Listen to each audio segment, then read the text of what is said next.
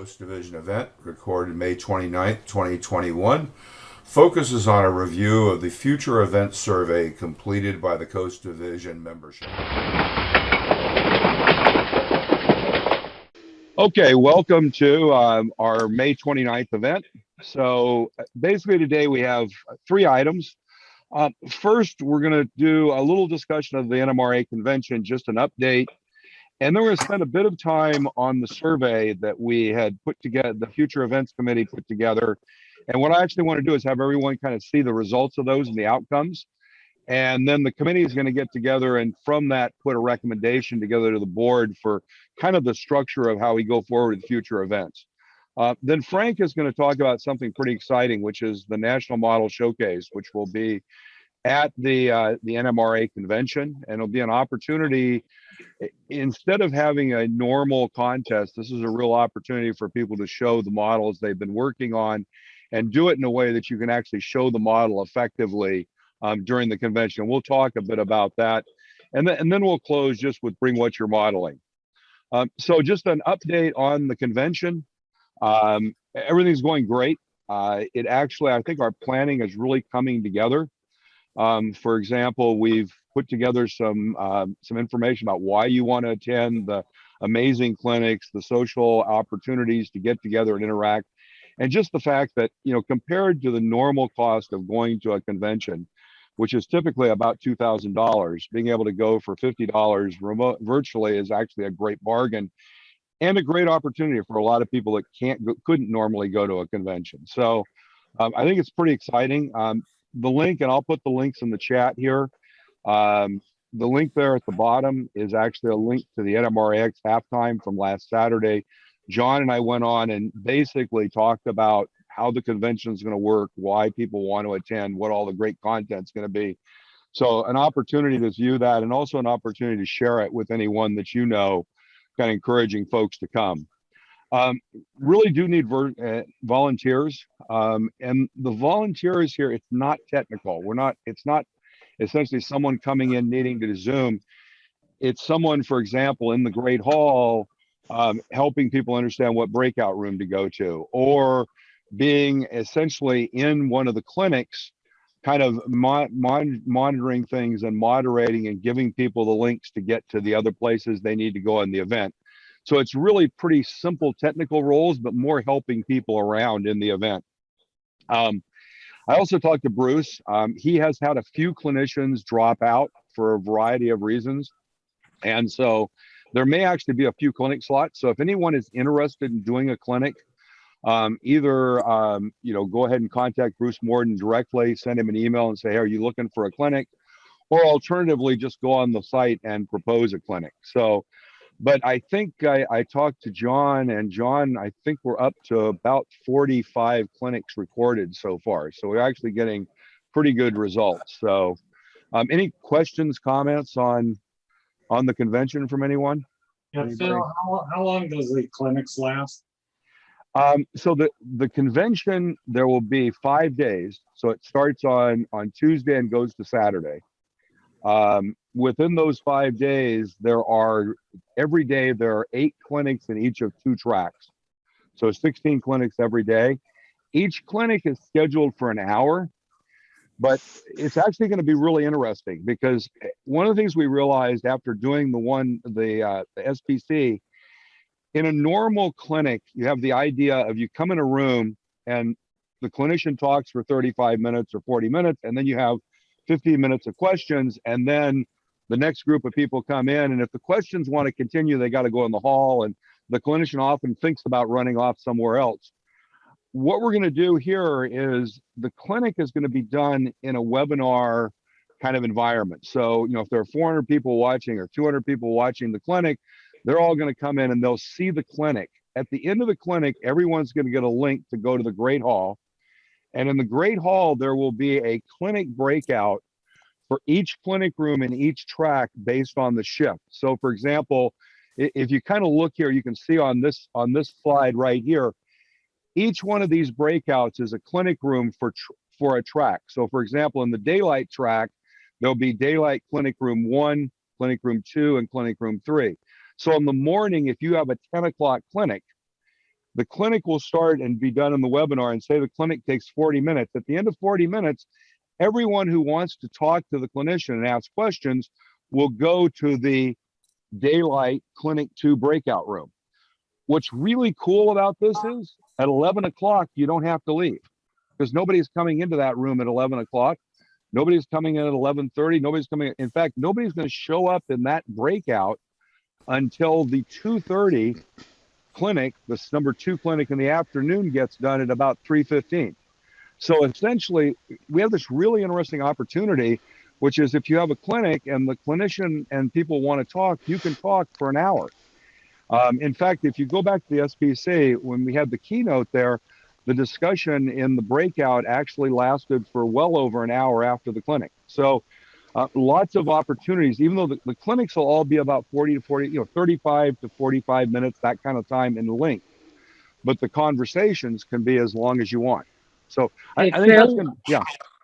Yeah, just to add, I guess to add to what you're saying, I just recorded my clinic the other day, which was really brand new for me. I had given the clinics at in Sacramento, but it's nowhere near as bad as I had feared. I can see some people say, "Oh my God, I don't want to get involved in recording this thing and got to prep for it." There's a lot of work to get ready, but it wasn't that hard. If that's stopping anybody from volunteering. Yep. Yeah, it really isn't that bad, because literally what you're doing is you're doing a Zoom meeting with somebody, a recording engineer. It's basically somebody like me or John. And so you basically present your clinic to us, and we're an audience of one. But then it's going to get played at the convention. And it actually, I think it works out really well. And the quality of the clinics, by the way, is actually looking really good. They're going to be, a lot of times when you have Zoom and somebody's doing something, it's half legible and there's lots of background noise. Those resolved all those issues. So I think it's pretty exciting. Any other questions, comments? What are the dates again? It is June, I want to say it's 6th to 11th, but that July. or July, not June, July 6th to 11th. Yeah, we've got Ed here. We should let Ed talk about Ed kind of comment. But this is a great opportunity to get involved and to volunteer and to have fun. It's I think it's going to be pretty exciting. I think we're going to be surprised how many people are going to get excited towards the end about coming. So, and by the way, if anyone is involved in any activities with a club or with things you go to online, if you can get an opportunity for someone from the committee to come in and do a presentation about the convention, we have a great little presentation. It take about 10 minutes.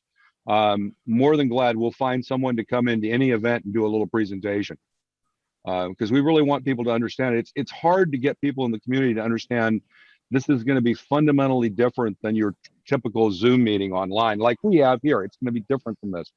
The beauty of this is if you have 500 people in one meeting, one person talks. If you put 500 people in 100 meetings, 100 people are talking. So the social interaction is exponentially proportionate to the number of meetings you have. The more breakouts, the more people can get in smaller groups, the more interaction, the more discussion you have. So, and that's actually what you think about. That's what happens at a convention. It happens kind of physically at a convention by people kind of gathering in groups physically. What we're doing is trying to replicate that gathering in groups virtually with really great names. So anyway, that's probably good enough information on the convention. What I want to do is jump into our Coast Division future event options. We did a survey of the membership to try to kind of define for the committee what the membership really wanted in terms of events, what was important, and what were the kind of underlying issues in terms of what we've been doing in the past. So just as kind of a reminder for everyone, we started a Coast Future Events Committee about a month and a half, 2 months ago. The focus is, hang on, let me just mute someone there. The focus is on defining our future physical event strategy and then our virtual event strategy as well, but physical event strategy first. One of the things that we started with this, because this was actually an issue before the pandemic, before we went into all this isolation, resolving the financial issues. As we've talked about, the auction revenues were getting to the point where they weren't covering the venue costs, the operational costs. We have a number of people that have participated in the auction that would like to retire. They've done it for a number of years, and quite frankly, are well deserving of not doing it anymore. We have a potential issue with the software for the auction we have to resolve. So there's some operational issues. And then, of course, the venue issues. We lost the Boy Scouts. It turns out that the Red Cross has bought that building. One of the things, by the way, would be very interested is if anyone has good contacts into the Red Cross, it would be wonderful if we could try to see if there's a way to get use of that building, because it's the Red Cross, by kind of saying, hey, we were using this for the Boy Scouts, can we use it? I don't know anyone in the Red Cross. So if anyone knows someone in the division that has contacts in the Red Cross, it'd be good to have them kind of champion trying to do a message in there to see if we could use that facility. We're trying to get a proposal together. The goal is really to get something by July 1st. The key to that was doing the survey we just did. And these are the volunteers that are participating. We have 9 volunteers. I have to say, I'm really excited about we're getting people volunteering and signing up to really get involved. And I think it's a great sign for us as a division. So we did a survey, and one of the things we decided when we got together as a group is we all had opinions, but we decided our opinions didn't represent, and we didn't believe that they should be representative of the division. So we put a Google survey up. It was actually only up for 8 days. Through yesterday at 5:15, I pulled the results off. We'd had 74 responses out of about 380 members. About 375 that are actually real members. Some of them are kind of organizational members. That's almost a 20% response rate. That's really a good response rate for a survey. It's way past statistical significance. 10% is generally the threshold of no longer questioning statistical significance of a sample size. I mean, it's actually approaching a quorum. So what it turns out is the data actually, I think, is really good for us to act on. And so we can use that to kind of move forward and say, we'll take this as the input of the membership. The results I pulled off at 5:15 yesterday, just because I had to put it into slides and I had commitments last night and I didn't want to try to do it this morning. So what I'm going to do is I'm going to review each of them using the charts that Google generates for each of the questions. And what I thought is this is an opportunity for all of us to look at it, kind of determine if there's any real significance in terms of what we should be doing in the future based on the way the membership responded. So this is the first one. How many coast events did you attend? This is really not I didn't see it as being terribly significant, but it is interesting that, we had a fairly small percentage attend all 8 events, almost the same as didn't attend any. But I thought it was really interesting. Of 74 responses, only 20% of the people who responded didn't go to an event. So what that means kind of is a twofold thing. One is we tended to get people who responded who have participated in events. And we didn't get a lot of responses probably from the other memberships that have members that haven't. So that's probably, I think, a good sign that, who the people who participated are people who are fairly active in the division. I think the perspective here is that if you look at none and 1 to 3, it says about 50% of our membership has come occasionally. And I would say they probably weren't excited to come back. And about 45% are what I would call more regular attendees, the 4 to 8. That was kind of what I said. I think the thought process is this. I mean, by the way, the reason for going through this was there's a lot more smart people looking at this here, and somebody may see something in one of these and say, hey, that's an interesting point we should consider. So that was the thought process. And by the way, if nobody has any other thoughts, I'll talk about them, but I'm more than willing to let everybody else talk too. So anyway, this was actually, I think, the point that becomes really interesting. If you did not attend Coast events in 2018 and 19, why not? So what was interesting was we asked the question about Sunday, because one of the real questions we had as a committee was, is having events on Sunday a real deterrent to a portion of the membership? And what was interesting was that the day of the week conflict is actually not as important as just personal conflicts, which would tend to be less dependent on the day of the week. So clearly we're going to have people who can't come because of personal conflicts. But the number two reason I think is really important is the too far to drive. We've had most of our events concentrated in a fairly closely defined physical location in the division. And clearly a reasonable percentage of the respondents said that was an issue. But I'll shut up. Any other things people notice that are kind of interesting here?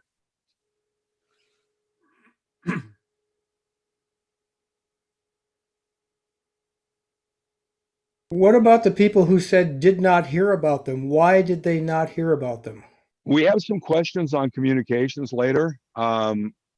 And that's really an interesting question about how they did not hear about, why they did not hear about them. Someone's, because they seem to be they were pretty well advertised back then, but because we got their postcards and that, but clearly some folks were not hearing about them. Phil, one of the things, personal conflicts and day of the week, remember in the good old days, Saturday and Sunday were the only time that a lot of people had, if you will, off, right, to do other things. So I think that those are very significant, those two numbers together, because I think that I have a personal conflict because, my wife needs to go shopping with me or something like that, or that sort of thing. I think you should, when you look at the results, those are very important. Yep, absolutely. And I think, again, the question is, as we look forward, and this is a question for the committee, should we try to alternate the days we meet? So if we have N number of events through the year, again, I'm trying not to presuppose anything here, but if we have N events through the year, should they be alternated between a Saturday and a Sunday? Well, is that the better way to do it? That's an interesting question for us as the committee, because, while personal conflicts are, 23, clearly day of the week is somewhat, but Saturday may be as much of a conflict. But so anyway, Phil, on the too far to drive, we've got members down in Monterey and Carmel area. Yep. And when I was superintendent, I got complaints because the meets were San Leandro and Alameda.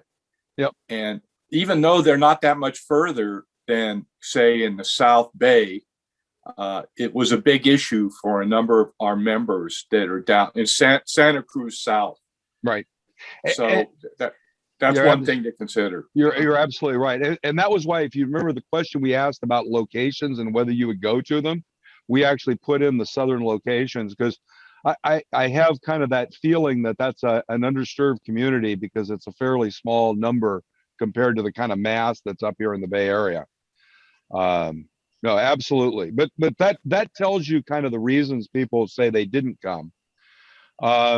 We asked about before 2018. The problem with that is it's so far back in most of our memories, we kind of can't remember, but we kind of see pretty much the same kind of breakdown, though people seem to remember coming to more events. It's actually interesting if you contrast this percentages to the percentages on that first question of 2018 and 19.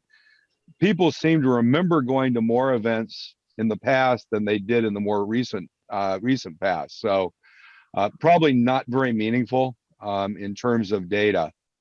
But Phil, do we take attendance at the quarterly meets? We don't do Yes. attendance. We don't do attendance in terms of name, I don't think, but we tend to do a head count attendance. No, we do it. No, they sign in, Phil. Oh, that's right. We do. We do sign in. So we know Ronnie isn't on this call, but we sign in and we know if they're Coast members. Yep. We know if they're members from other areas. We know if they're visitors or guests. And most of the meets are in the past, when I've looked at attendance, it's mainly Coast members, but we also have a fairly significant group from Redwood. There's a group of about 5 or 6 that go to every meet. So hope that answers some of the questions. Hey, Frank, that's a great point. I'm going to ask Ronnie to get that data, and we should look at that. The committee should look at that and kind of see, you know, it would be interesting to look at that data and see how many people attended during that time from that data as well. That would be very interesting data. I think it'd be also interesting to see if we were to compare these figures with people who have been participating in the virtual meets during the last year or so. How does that jive? Well, you know, typically when you look at the virtual events, like right now, we have typically about 30 people on these events, which is about, you know, a third to maybe 40% of what we have in a physical event. I have a funny feeling the cross section of people is probably not that dissimilar. That people who tend to come here tend to go to physical events too. But it, you know, it kind of shows that the good news about this is it shows that the respondents are not people who in their mind come all the time.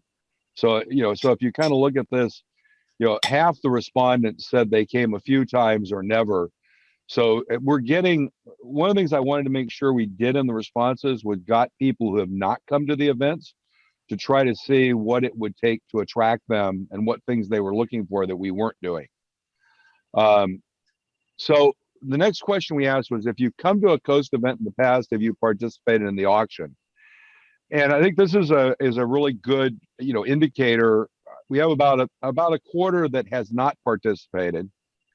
And then about a quarter or a little bit more that is participating both as a buyer and a seller. And then we have a fairly large group that have participated as a buyer. So, you know, what it shows is that with the people who do come to the auction, we have an auction, we have a fairly high percentage of participation. Clearly that doesn't answer the question about whether the combination of the auction and the other things we're doing attracts people to come to the event. That's kind of a different question, but the people who do come do see coming and participating in the auction. So, Phil, where's the yes, I'm a seller? It doesn't show up because nobody answered. The point is very few.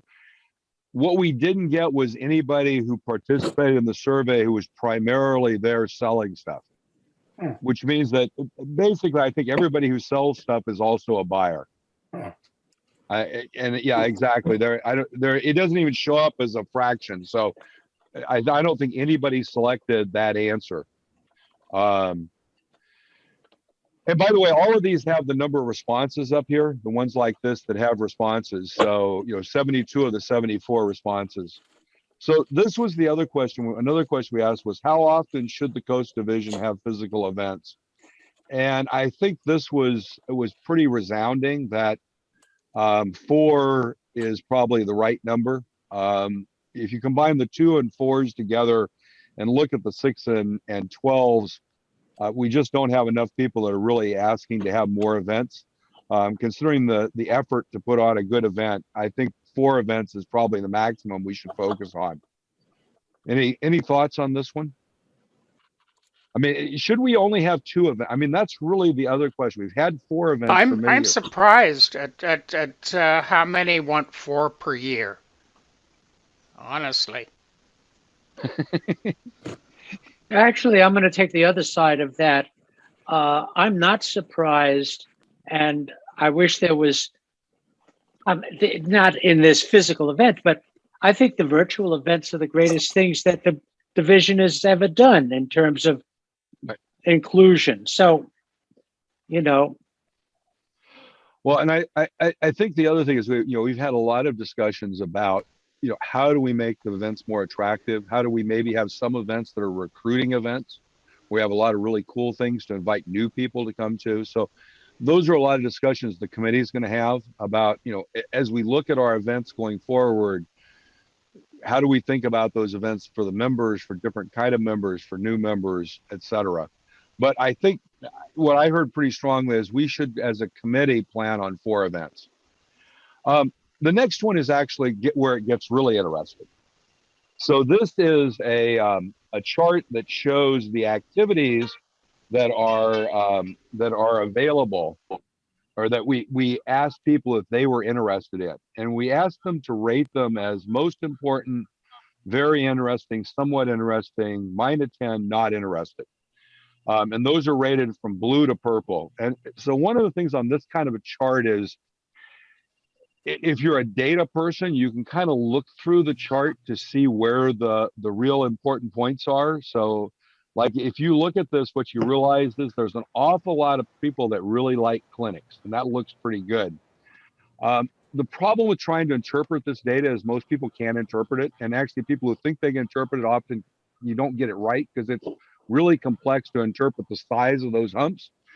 So there's a way to determine the size of the humps, and that's actually to weight the values. And so if you voted most important on something, we give that 10 points.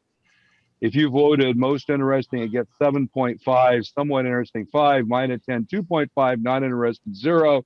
We multiply that out and we get a total weighted value. So in other words, the thing that more people voted higher on with those weightings, and these are kind of equal weightings across the scale, gets the most number of points. So what I've done is I've actually taken these and put them on a chart, and then I've hang on, mute Bob. And then what I've done is actually constrained the chart to really show the area of differentiation, because obviously with this multiplication, it's 0 to 600 is not the range. The range is from the minimum. And then what we've done is labeled, based on the responses, what were the things that members saw most important. And what's really clear from this is 1, 2, and 3 are all about models. They're all about clinics, learning how to build models, layout tours, going and seeing what people have built in their layouts, and model displays, having people bring their displays and show their models. Then we've got field trip, which I think was a lot of people got kind of excited about, and then kind of finish with operations and modular and the auction. I didn't put anything past modular setups. The last 3 were kind of seemed to be fairly lower in interest. But this is, I think, really good input to the committee, because what I read from this is, as a community, we need to focus on clinics and layout tours to have people feel really excited about coming to our events. The auction needs to be there. People really like it, but it's not the most important thing to our membership. So, by the way, does everybody understand what I did to get this data? Right, this is the weighted average, where if you buy 3 items and one costs 50 cents, one costs 60 cents, and one costs 70 cents, you multiply, you add those 3 together, divide by 3, and you get the average price. It's kind of that fair weighted, but you don't divide it by a number, you just multiply it out, so you get the total. So clinics, because if you look on the clinics one, everybody who voted here, of the 31 people that voted most important, that's 310 points. Every one of these 34 is 7.5 times those. So that's why the clinics number is so big, is because so many people said that was the most important thing to them. So anyway, I think this is by the way, I think this is great input. And the good news is we can't have opinions anymore. The committee, one of the nice things for the committee is it takes our opinions off the table and says, this is really the value statement of the membership, because we have a statistic about it. Yeah, David, go for it.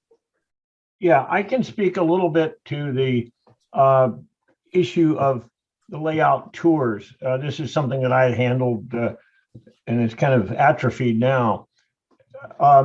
We originally, if we go back like 30, 40 years, the auction has been around a really long time. And we used to get enough people who would show up that you could have layout tours at the same time as the auction, and they didn't really significantly impact each other. I mean, they did impact, but it wasn't an issue. But right. As the membership attendance started going down, and it became more and more difficult for the auction to get a the critical number of people to make it not just pay, but make it also interesting for the people for whom that was the main reason they were there. The layout tours became a conflict. In other words, it was something that subtracted from the auctions, and the more we pushed the tour, it damaged the auction. And so, but if we stressed the auction, then people complained that nobody came and visited them, and they were all prepared on the Sunday afternoon. There was another issue, tier 2, and that is, as the Coast Division meeting went around the bay and covered larger territories, people were quite open in saying that they were interested in going to a coast meeting if they could go lay out tours. But we couldn't push the lay. David, I have to tell you, you're the straight man for exactly where I think we're going to, look at, which is how do we do some meetings with an auction, and how do we have some of our events that have more clinics and are more layout focused. And I think the other thing you bring up is really important. It's hard to have layout tours in San Jose if the meeting is in San Leandro. So if we want to have layout tours in the South Bay, I think we have to have the meeting in the South Bay. And we'll talk about this. This is what the committee, by the way, this is what the committee is going to address now that we have the data. And I think you're coming, David, exactly to the conclusion here, which is we've kind of gotten into a specific pattern, and it's clear that the membership likes part of that pattern, but they don't like the rest of the pattern. They don't like the fact that auctions have excluded layout tours, and we need to figure out how to have both in our cadre of events. And you're absolutely right. Yeah, people told me that they were quite willing to go, to Monterey or long distance to go to a Coast Division if it was packaged with tours. Right. But we were prevented from doing that, or I won't say prevented. I mean, it was we decided that wasn't the best thing to do. And so I love the auction. I think it's a wonderful tool, but it pushed the layout tours so they were on different days. We had to do that on a different Sunday or different weekend, and it just never really worked. Absolutely. And again, I think that's great input for the committee. And we've got a number of the committee members here. As we talk about this data, I think that's great input, which is, we are not meeting the best needs of the community. We need to have better clinics. And by the way, there's at the end of the slide presentation, it says we need more volunteers. The key to doing all of this is going to mean we need more volunteers for clinics. We need more volunteers for layout tours. If we create the environment to do that. Yeah, Jesse, go. You're gonna. Oh, okay. Okay, I'm going to continue on because we're want to get through this. So basically, and by the way, the slides here I'll make available if anybody wants them. You can have them. Everybody can have them. They'll be there for the committee as well. The next question we asked was, are you more likely to attend if there is an auction at an event or not? And I think this one's probably, quite frankly, almost what I kind of expected from talking to people, which is kind of a third said yes, the auction is really an important part of coming to a meet to them. And about 2/3 said they could live without it if it wasn't there. And one of the things, by the way, is that there's virtually no one who says they wouldn't come if there was the auction. On the other hand, of the 64% here, a lot of them might say, if all there is a draw is the auction, I might not come. So I think that's just kind of reflects exactly what we've seen, which is if we don't have an auction, we probably have about 1/3 of the membership that would be much less likely to attend, that are primarily motivated in their attendance for the auction. So that's a factor that the committee is going to need to consider, is if we define events that don't have an auction, we probably will have a somewhat reduced attendance from folks who like the auction. The question is, if we have those in a location where we can get other people to attend, will we have similar attendance levels to what we have at an auction event? And that, again, is a question for the committee to kind of think through. So this was the other one that I think is a really interesting question. I did not do the weighted averaging on this like I did on the other one. I probably should, and I'll do that after this meeting for the committee. But you can kind of see here that, the The South Bay has a pretty strong will attendance, and it's almost the same as Alameda and San Leandro. Concord Livermore is actually pretty similar as well, and then it starts to drop off a little bit. But Palo Alto Peninsula is another strong area. So I think this kind of shows us that doing a South Bay meeting would probably get a lot of attendance, and some attendance that doesn't necessarily attend different people than attend a North Bay meeting or northeastern Bay.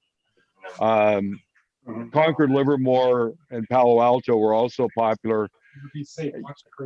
I think this is going to be an interesting question about trying to do something south of the hills in Santa Cruz and Monterey, because what becomes clear is there are an awful lot of folks that are from what I'll call the northern Main Bay Area that won't drive to Santa Cruz or Monterey. So that's going to become a discussion for the committee. Do we want to consider trying to do something here? How do we do that? Any kind of thoughts, comments on this? Yeah. Phil, go ahead, Jesse. Just a quick thing. I obviously live up in Berkeley, and San Leandro, Livermore is the cat's meow. I love it. South Bay, okay, I don't mind. But you gotta, for me to drive 2 hours. Yep. Is, that's an issue, a real issue. Then all of a sudden you say, oh, well, this is great. I'm going to make a weekend out of it. And then we're talking about a whole different activity. The other thing is that having been a treasurer of things, you have to look at how does the division raise money. And even if we're not doing a lot of money raising with an auction, it's still a way of getting money into, and I'm sure the committee is going to talk about that. Well, absolutely. I mean, and we have to discuss, kind of how we do funding and what the auction outlook is based on when we have them and how many. Those are kind of all the discussions the committee is going to have to go through. You're absolutely right. Phil, it's Frank. Yes. Chris and I and others spent four years plus trying to find anything on the peninsula or South Bay that was affordable. And everything we would lose a fortune because we couldn't find any place. Cheapest thing I think we ever found was about $850, but by the time you added the other stuff the place wanted, it was more than that. So the places with the money that's been collected from the auction, in order to hold an auction, we need to have a place that's $400 or less, or we lose money. And that's the problem, is getting those places. So one of the thought process for the committee is, if we have a South Bay event, it probably doesn't have an auction. And then we can use facilities that, for that matter, if we have a club that's got a good parking lot, we can have them meet in the parking lot of the club and have a lunch and, do something like that if we want to, and not have an auction. Then of course we have a discussion about funding and how we pay for whatever. But, a lot of the libraries, for example, will allow you to reserve rooms in the library if you're doing an educational event, and we're doing clinics and it's an educational event. The problem is you can't have an auction there. So we used the in Mountain View and in Los Altos in the past. We've used the libraries. Los Altos charges us $50 for about a half day. Right. But again, you can't do an auction, but those rooms hold 50, 60 people comfortably. Right. But here's my thought is, we find a great place in the South Bay, somewhere San Jose, Cupertino, maybe even farther south, Los Altos, with Los Gatos. We find a place, we get together in the morning, we do 4 good clinics in the morning. We have a great interactive meeting, not so much a business meeting, more an interaction meeting. And then in the afternoon, then we have some sort of a luncheon thing. We figure out something, maybe everybody pitches in $5 and we get something delivered, or we have hamburgers or something. And then in the afternoon, we have 3 hours set up for layout tours. And one of the layout tours is doing operations, right? Seth is doing operations on his layout, and it's open, but he's got a group there operating. So people who visit are not operating, but they come and they can see an operating layout, see what it means and how it works, and talk to people. I mean, to me, that'd be a great event. And it'd also be a great event, not just for us, but Brian Booth and I had a conversation last night, and it was a great conversation because out of that, we talked about having events that are good for recruiting. So when we go to all these train shows, we give people a golden ticket to come to one of our events. When they come to an event, it's a really cool event. And by the way, coming back to David Park's comments, there are so many great layouts in the South Bay. I'm sure if we had an event there, we could get 3 layouts to be open. And because it's local, we can get, better clinic presentations. So I think of the committee, that's what the committee's got to consider is, how do we reconcile these kind of demands? So, or not demands, desires from the membership. Cool. So this was kind of a throwaway question. It turned out we were trying to see what was important in a venue, and because there were some comments about parking at the Elks especially, and how far to walk. So I actually tried to ask some questions about travel time, you have access. What really becomes clear out of this is that other than travel time, the location is really not important to the membership. There aren't many things that are important. I think the one thing that's really interesting is both the food comment here and the picnic comment. We really don't have a voracious appetite as a group. So that's something the committee will have to talk about what we do at the middle of the day if we have obviously have an event that goes over the lunch period. Any thoughts on this one?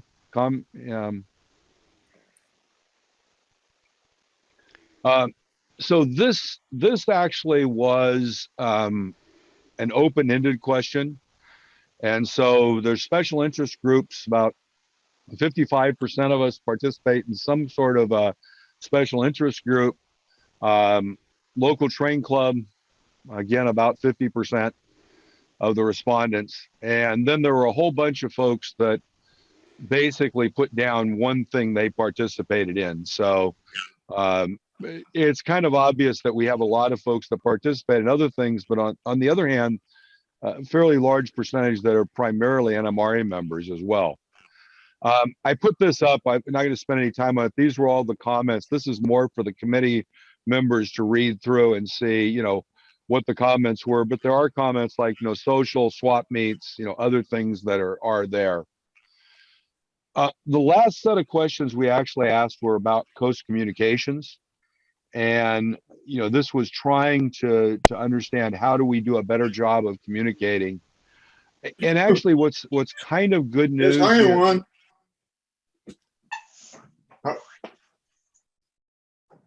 Okay. What's kind of good news here is that, of the folks that responded, most folks were reading, that we're getting the dispatch and reading it. We're getting the extra emails. This is, I think, pretty good, feeling connected. We've got about, of the people that responded, the majority either feel connected some or all of the time. We do have a lot of the folks clearly that responded to this that either come regularly or occasionally to these events. But I think it's a good sign we're doing the right things. The one concern I have is I did talk to one member who doesn't have regular internet access, and thinking about how we provide internet access, how we provide communications to members that don't have internet access, regular internet access, is a bit of a challenge. Again, something we need to consider as a group, and this is more of not so much for the committee, event committee, but more for the board. And these were some suggestions. Row 6 was an error in the survey. So again, really not a lot of huge suggestions here. So that's basically it. I'm quite frankly, and thank you to all of you for responding to the survey. It was really great seeing the excitement for doing that. All of you for listening to this and going through this discussion. Because I think it's great we all understand, and very much for the volunteers, that have been volunteering. Thanks for volunteering. we're going to take this and go focus, come back with a plan for great events. So with that, I'm going to shut up unless there's any more comments. Yeah, And are there any questions on the social aspects, on the interaction between members that might affect people coming to events? we really didn't ask that. I think, so here's the question we, as a committee, we've got to ask is, what things do we want to do to make people, to encourage people to be more social? So one of the things that, I done in business events is you do a lunch where you have tables and you have different topics on tables and people go to tables for topics. It's kind of what we're doing in the convention with breakout rooms, but you do it at tables. And then what you can do is you can have a couple of newcomer tables and we can ask members to sit at the tables. Quite frankly, one of the things we need to talk about as a group is how we encourage more relationships between our members. As you guys all know, I joined the NMRA, I think in 2019. So I'm not like a long-term member. I have to say that first coming to the events, and it's fairly challenging to make connections. And I think we need to address that as we come back. How do we really be very active in engaging with newcomers, engaging with people, giving people the opportunity to meet? And we need to figure out how to do that. That's a challenge for us. And by the way, it's a challenge for all of us it's not a challenge for the committee. It's a challenge for everybody on this video, right? The whole thing about being part of this is engaging with people. So, it's kind of like take a meeting and say, okay, at this meeting, I'm going to go sit at the newcomers table. I'm going to go, anybody who's got a newcomer's badge, we need to start identifying people and talking to them, interacting with them. And by the way, I'm not good at that. I need to be pushed to do that myself. It's not something I just naturally do, going and talking to people I don't know very well. Yeah, I noticed that the NMRA magazine I just got, the first two editorials dealt with trying to reach out to people, making them feel more welcome. And one suggestion, if you have a newcomers table, get rid of the table. That's like a physical barrier between members and newcomers. Yep. Well, I'm thinking more like at a lunch table where you're sitting around eating lunch and talking. But yeah, you're absolutely right. And one of the things is that we can do a lot of that in terms of things like Zoom if we can get more folks participating. And one of my thoughts is that when we go back to having physical events, the virtual events may go down a little bit in frequency. And if we use the physical events to encourage people to come to the virtual events too, we can, again, increase participation. And one of the things is, if we had 50 or 60 or 80 people participating in this, and this was a monthly event, we could have breakouts, right? We could say, we're going to meet from 9 to 10 as a group, and we have a clinic and we have a topic. And from 10 to 11, we're going to have 3 breakouts. We're going to have an operation breakout. We're going to have a layout, going back to the question before, maybe there's a ask questions breakout. And so we can do some interesting things with these events if we want to make them a little different and more engaging to the group as well. The committee decision, by the way, was to hold off any virtual event discussions until we agreed on what the physical event structure would be. So once we've agreed on this is how we're going to do physical events, then we can decide to do virtual events. So by the way, the last thing, I think last time we were together, we talked about doing a trip up to the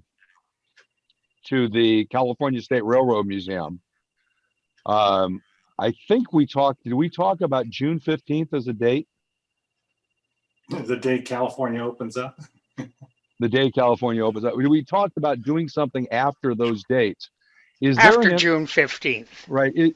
So I wanted to say, is there an interest in the group in because that's only like 3 weeks away, and we're not going to have another meeting for, till the 6th.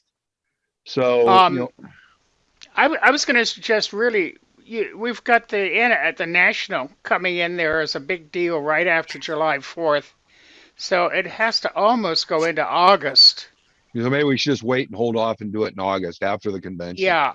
Okay. The National's going to take hopefully take a great deal of our time, our train time for July. Yeah. Actually, what's Phil, interesting. I have a cutoff before long, so. Okay, well, let's do this. I want to then shut up, and I'm going to throw it over to Frank. Frank's going to talk about a great opportunity at the convention. So with that, Frank, I'll throw it to you. Okay. Can I do screen share too? You can do screen share, and you're going to be spotlighted. Okay. So we have this modeler showcase, and the committee twisted my arm and Phil's arm to run it. Unfortunately, so far, we only have 4 people who have, besides Phil and I, that are willing to participate. But I want to encourage everybody. So I'm going to show at the end of this, I'm going to show what Earl did for the PCR, and that's sort of a model. You don't have to have a completed model. And in fact, a couple of one of them at the PCR wasn't complete. Just something that would be of interest. It doesn't have to be a contest quality model. That's not required. It can be part. Giuseppe, for example, is going to do part of his layout that he's super detailed and talk about it. The presentations need to be at 5 to 7 minutes. We can record them just like you do Zoom. It'd be a Zoom recording. There's other ways too, but we'd like to encourage particularly members from the Coast Division and the PCR in general. So we have a good showing at the convention.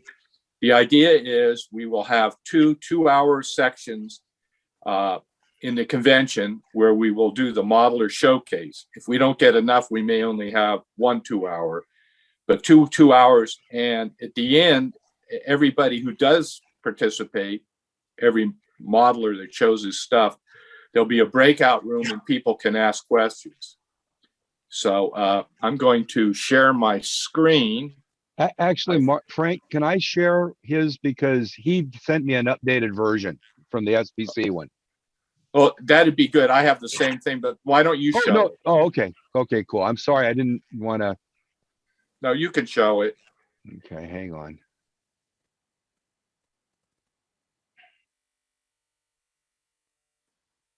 Okay, can everybody see that? Yep. Cool.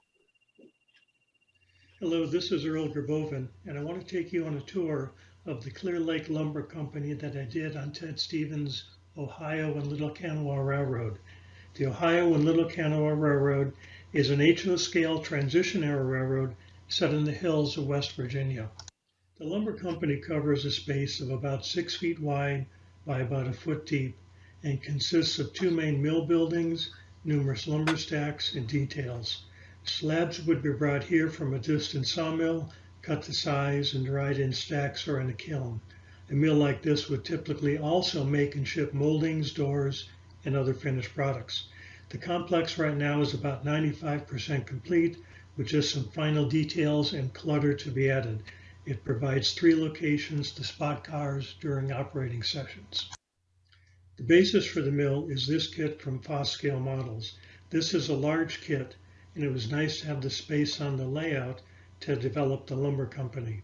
The 2 main buildings were used with some modifications that I'll mention as we go along. So let's start with the white building on the right. As you can see in the picture, the kit has a pop out the front with lumber storage underneath. We decided the building would be more interesting and serve better as a switching location if we ran tracks under the pop out instead. So the lumber storage was not modeled, and instead a new supporting framework was scratch built. The building itself was stained with alcohol and India ink and then dry brushed with white. The pop out was built board by board. Scale lumber was distressed with the wire brush and then colored with chalks and alcohol. This is a really great technique and is covered in detail on the Sierra West Scale Models website. And I'll have a link for this website at the end of my talk. The left side of the building was a blank wall, however, and I need some inspiration on what to do with it.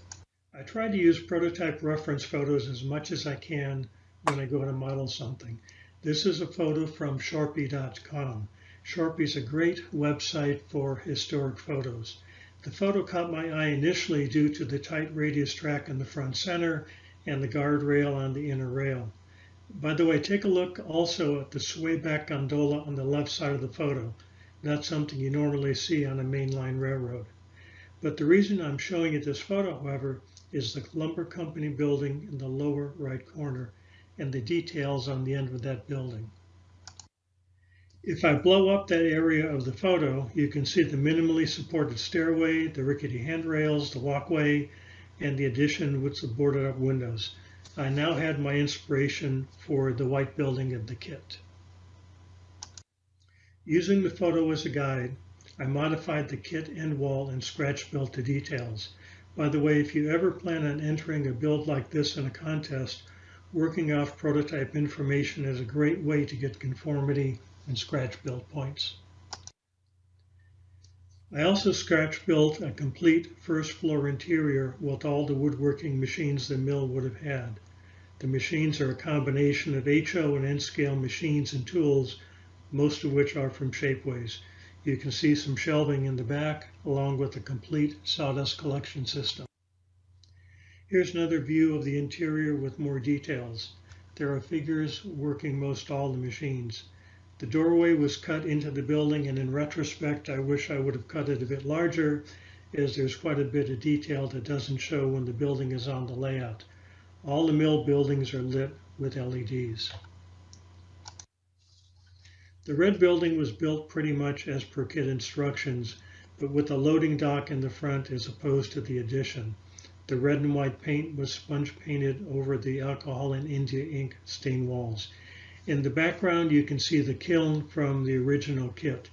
This is modeled as a standalone building now. The track in front of the kiln originates at the double doors on the red building and is for a to-be modeled lumber cart used to transport boards out to the lumber stacks. Here's another photo from Sharpie.com. In looking at lumber mill reference photos, I noticed they all had a huge array of lumber stacks, with some of them being as high as 20 or 30 feet. We wanted to capture the look of an operating mill, so we needed lumber stacks, a lot of them. Here are some of my lumber stacks.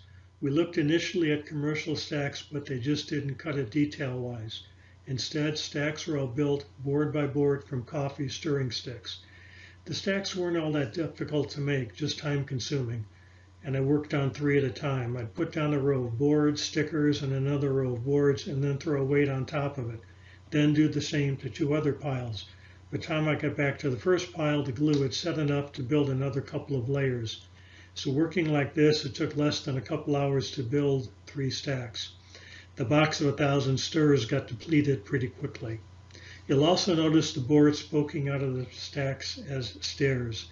This detail again was from prototype photos, and I don't think OSHA would let you do this today. Here's the right side of the red building.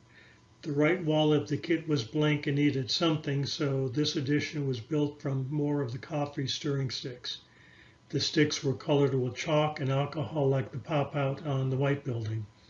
A cut-off saw from Shapeways and some other details sit in front. You know, the coffee sticks are a bit large for HO, but they look okay. In case of making lumber piles, a $10 box of stirrers is much more cost-effective than hundreds of dollars of scale lumber. Coffee sticks were also used to build this outbuilding. It's illuminated with a micro LED. I like the warm look of incandescent bulbs, so I use warm white LEDs and tint them further with an amber coating. I use a product called Gallery Glass for this.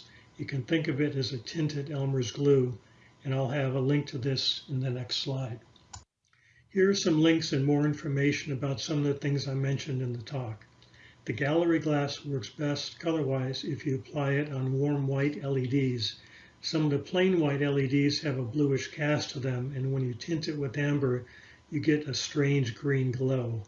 Michaels used to carry Gallery Glass, but they no longer do, so you may need to order it online. I also highly recommend the Sierra West Scale Models website, both the tutorials and the forum.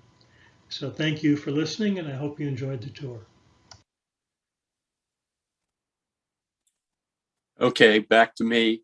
So if you're interested, contact us at Model Showcase at NMRA2021.com. That'll get both Earl and I will get a copy of it. And again, you saw he did something on somebody's layout. Earl's thing was excellent, but you don't need to have a fully completed model. And it doesn't, it can be shorter than 5 minutes. It just can't be much longer than 7 minutes. So anybody have any questions?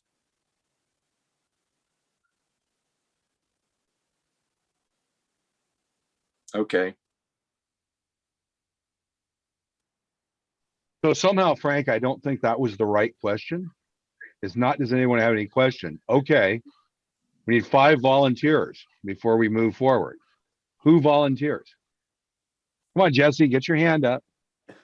I don't have to. I'm already working with Earl on my 5 minutes. Okay, then you don't Jesse, have to. So Jesse Ken, is one of I mean, the few. Fran, you should do one of your vehicles you build 3D. That'd be a great 5 minutes. I mean, you guys have done stuff on this thing. There's been things that people have done. Yeah, Jim, go. I'll try out do something on paper or something like that. I've done some of that in the past for the group. That'd be great, Jim.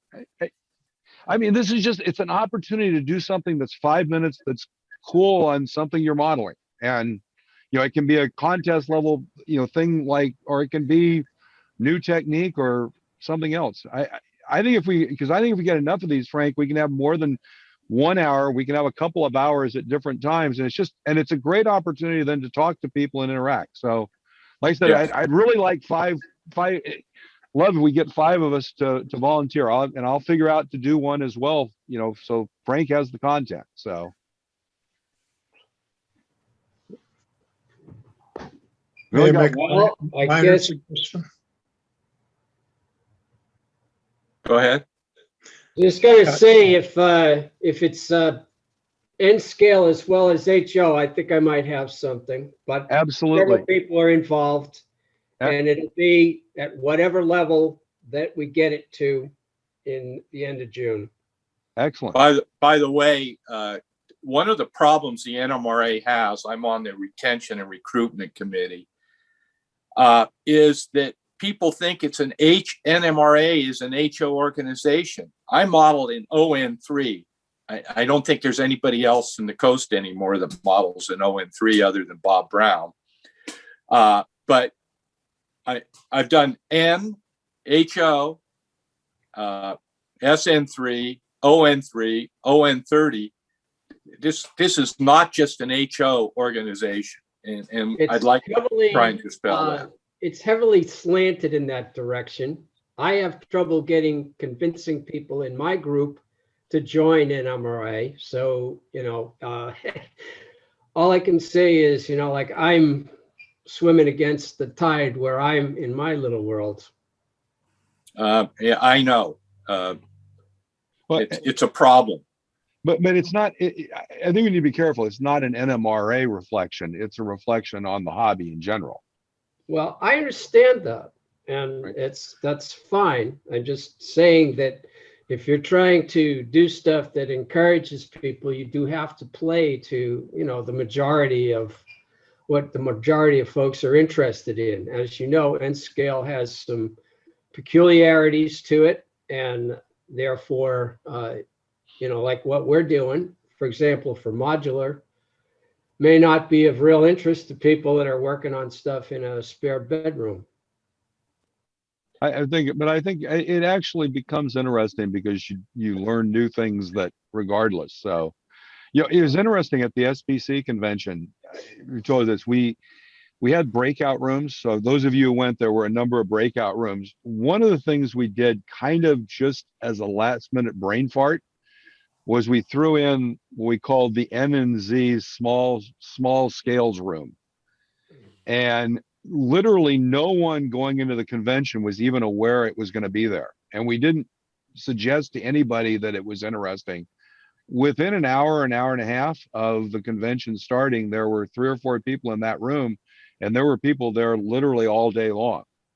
And I think that's one of the nice things about having breakouts and smaller groups is we can have groups and focuses on smaller scales, and there are unique issues. You're right. So yeah, I think James would be great. And as I said, more clinics and things about new things in small scales, I think is good.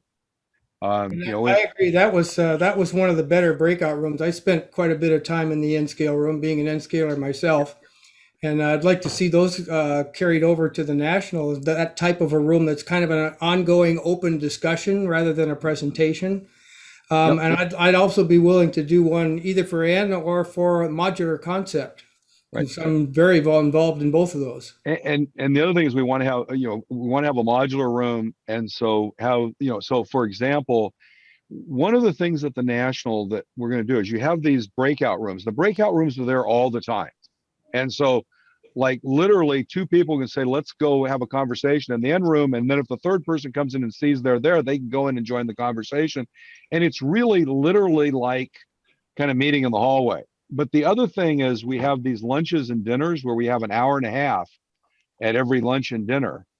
And if someone's interested, for example, in the N and Z room of having, a session on modular and N scale, or on, scenery and N scale, or doing great N scale track work, or even just having, an N scale focus group or a Z cell focus, what we're going to be able to do is publicize that at noon to 1:30 on Tuesday in the N and Z scale breakout room, there's going to be a moderated session on this, and it's kind of a birds of a feather session. So, one of the things, if you're interested in doing stuff, this is like volunteering light. It's volunteering light, right? You basically can volunteer, and all you have to do is show up at 12 o'clock, join the Zoom meeting, and say, hey, I'm the host, and help people have a conversation for the next hour.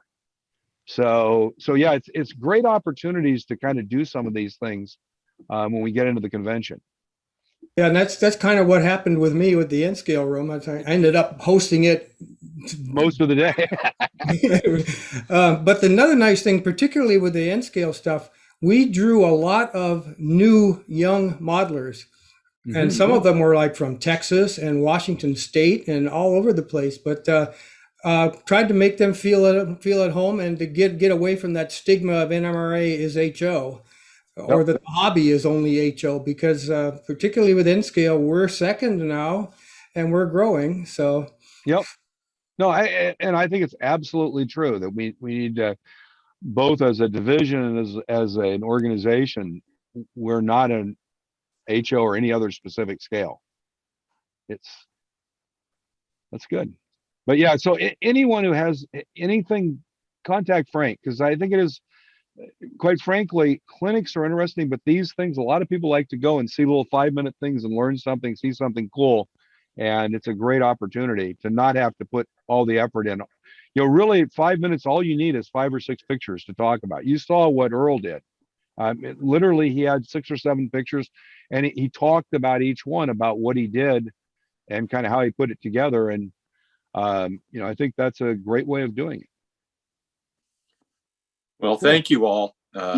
Again, model showcase at NMRA 2021, or you can email me or Earl. Hey, Frank, may I make a quick email address, Frank? Mine is frank@frankmarkovich.com. Okay, thank you. And I put the model showcase address in the chat, so you can grab it out of the chat.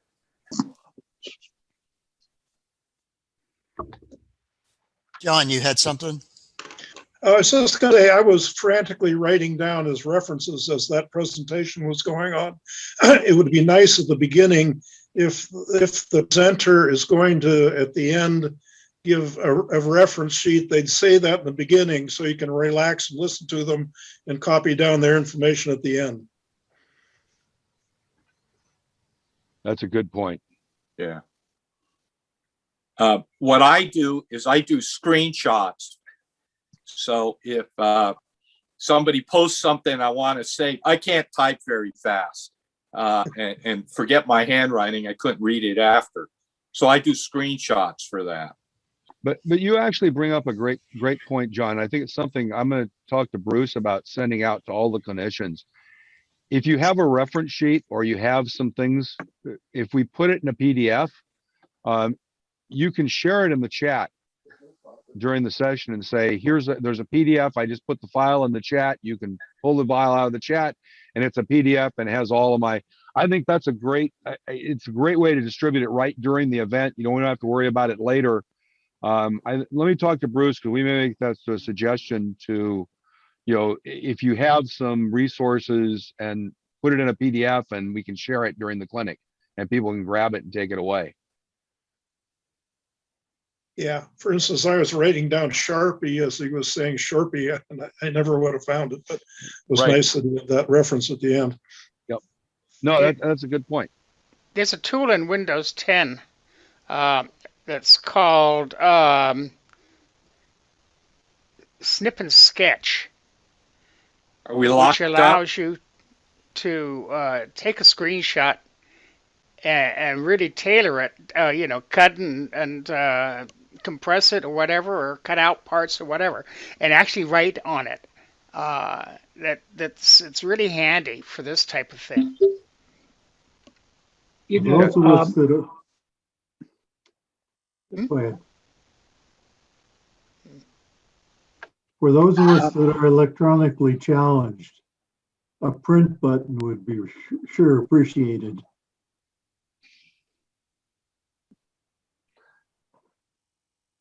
Well, in many ways, that's the nice thing with a PDF is most times if you open a PDF, it opens and then you can just print it.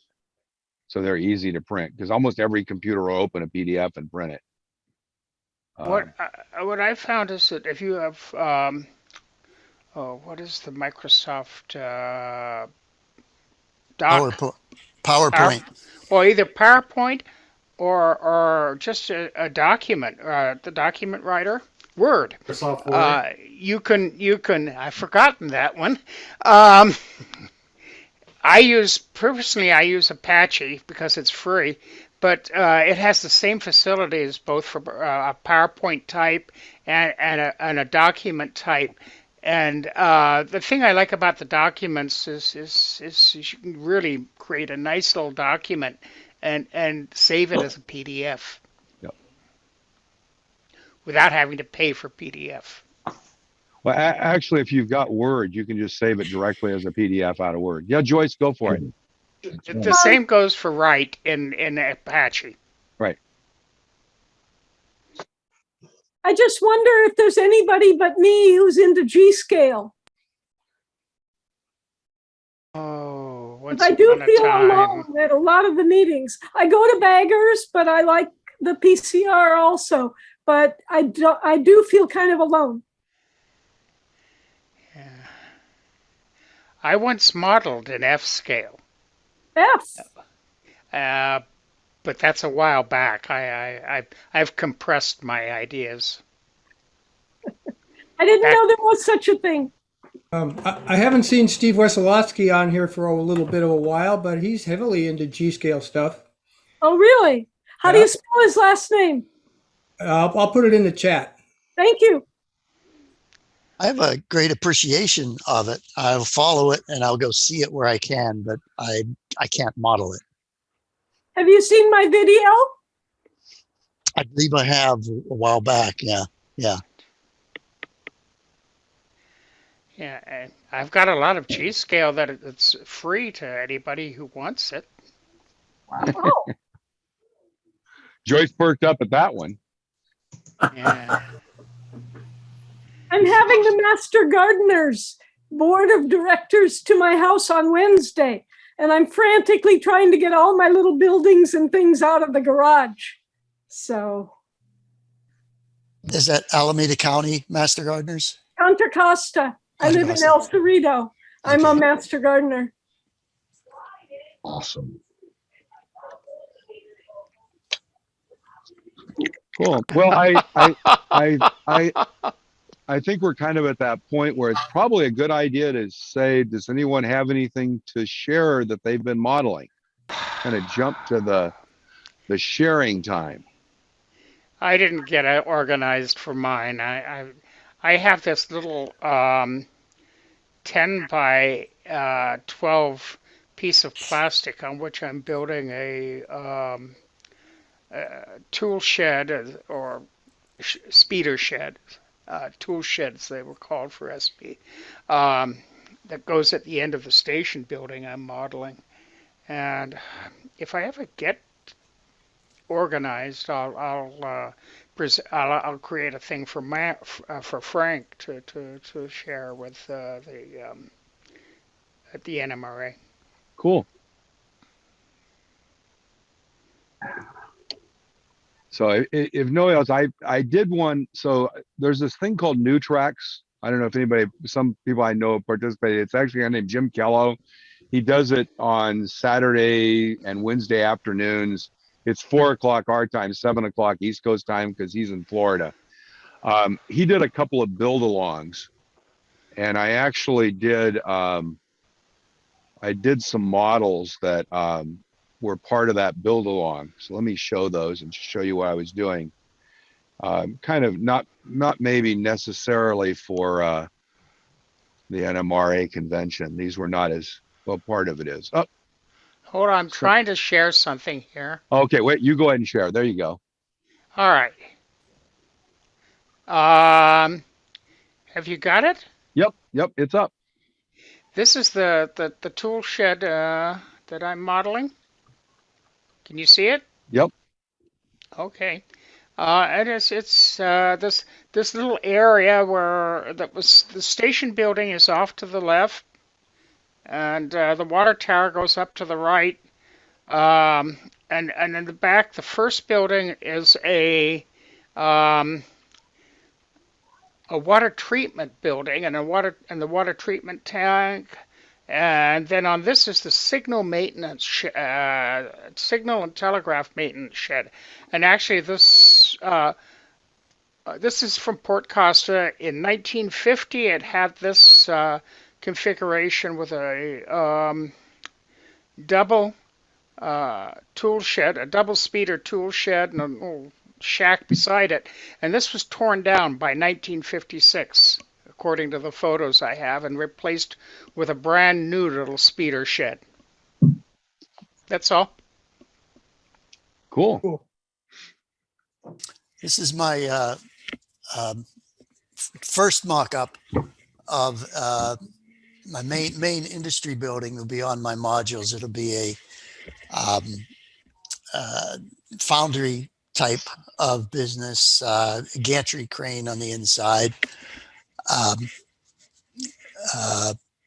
The windows and doors I was able to print out. I didn't find the exact sizes that I would want, but the one track will go right through it and out the other side, and then there will be a outdoor gantry crane also moving a lot of steel.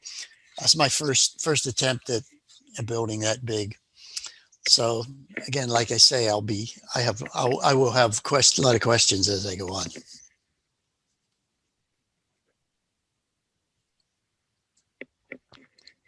Okay. Hey, Phil, I'd like to show what I've been working on. Go for it. So let's see if that's stable. Let me get that stable. So this is on my workbench inside my house next to the kitchen so I'm in the middle of everything. This was the best decision I ever made because I work on this. I'm working at home, so I'm on this a couple of times a day. And so basically I have 2 switches out of the 3 laid, and I'm wiring up the back right now, so I'm pretty excited. The best part was I got to let my wife drive a 10-wheeler and do the bell and the whistle and all that, and she lit up like a little kid. And so it was this is the first time I've had anything operating in 20 years. Yeah, it's only 6 feet long, but I'm as I said, I'm making a lot of progress. So this track is operational. The switch is wired up. I'm wiring up the track bus with twisted wire because that's 144 kHz, and I am an electrical engineer, so I just can't run that with straight wire. So anyway, I've been chugging along on this, and I work on it 5 minutes at a time, 20 times a day. As I walk by it, I'll just take down a piece of brass, and then the next time I come by, I'll put it in the vise and file it. And then the next time I come by, I'll do something. And I'm walking by the kitchen all day. And so instead of setting a time, big chunks of model time, which I do for meeting with you guys, I just work on this a little bit all day. And I've made really great progress. And I'll just say that I really appreciate the advice to lay it all out on a piece of plywood. I got advice that said, do the switches and the ends of my module on plywood. And I just decided to do the whole thing in one piece of plywood. And it was absolutely brilliant because now it's one big monolithic piece. It'll be easy to take and move. If I ever have to service it later, I'll remove it as one piece from the module and bring it down here and work on it. So it's already proved in figuring out how to get the switch linkage to work. Be like this. So I have a little, the switch tortoise is mounted to the plywood with double-sided Gorilla Tape. I have a little, actually, let me do it this way. I have a little cone of hot glue because there's two concentric pieces of brass tubing, and I pull the inner piece of brass tubing up to snug the throw bar, the throw rod against the throw bar on the other side. And then that's just a little drilled and tapped 256 screw that holds the two pieces of square tubing so I can adjust it from below later if I have to. And I crimped 16th inch round tubing on the ends of the piano wire in order to secure them in place. It isn't focusing that well close. But anyway, that's what I'm doing. And I'd just say I'm inspired by both you guys and the CCCON 30 Club. I'm trying to hit your guys, both meetings. Foot rail, rapid transit, bike, or light rail? Light rail. Sorry, there we go. Anyway. Oh, Bob, that looks like that's basically an Inglenook switcher thing. It looks like that arrangement. Is that kind of what you had in mind? For what? For the track plan. It's off of it's an adaptation of half of Occidental. So I'm doing Occidental on the North Pacific Coast Railway, and this is the south side of Occidental. And then on this side, there's another 6-foot module that has the freight house, a turntable, and the rest of this siding. So it's a 2-module set that goes 12 feet. It bulges out to 3 feet for the turntable on the north side of the module. Okay, well, that's good. It's actually a prototype then, but it looked like that classic Inglenook switching Yeah. So and this track back here is just temporary because I wanted to play with the train since I hooked it up. So I'll drop another switch in here. And the interesting thing in Occidental is there's a winery right here. And it's a 2-level winery with a retail entrance on the top and a freight entrance on the side and a track service on the bottom. And so it's one of those things where I didn't expect to have that when I started looking into it as a prototype, but it's a pretty interesting business to have on a railroad. So anywho, and then the one other thing I did that I'm really happy about is I set up multiple shelves in addition to a closet that I took over, and I just set up independent power strip for track power as opposed to power tool power. That makes it easier for me to manage stuff. So I've just been working on little fixes and making it better as I go. Excellent. And then I always make sure I work while you guys talk.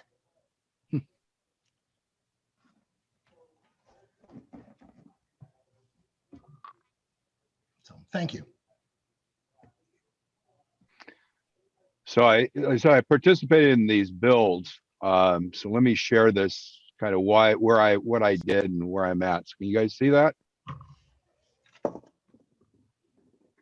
Can you see that come through? So I actually didn't finish one of the builds that I was doing. And the reason was that this is actually a 3D printed frame, that warehouse I was doing. And I actually am going to do a clinic on it at Rails to Bay. So I've been trying to finish it up, and this was actually the state it was a few days ago.